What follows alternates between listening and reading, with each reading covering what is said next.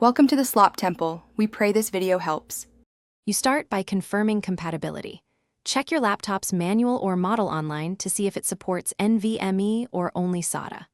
Once done, back up everything. Create a full disk image or copy critical files to an external drive so you can restore if needed.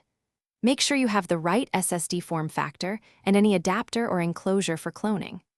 Now power down, unplug, and ground yourself with an anti-static strap. Open the panel and locate the existing drive so you can proceed safely and efficiently.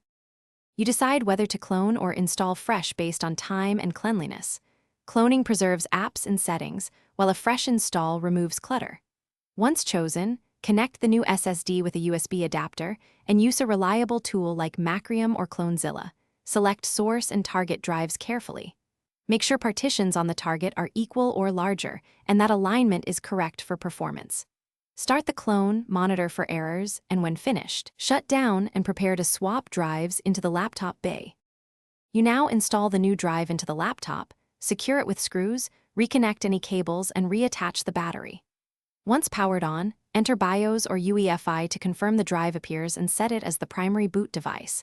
Enable OSI or NVMe mode for best performance. Boot into the OS. If cloning was used, run a repair or expand partitions as needed. If things go wrong, first recheck connections and BIOS settings. If the drive isn't detected, reseat it and test with the USB adapter. Thanks for watching. Consider subscribing if we helped you.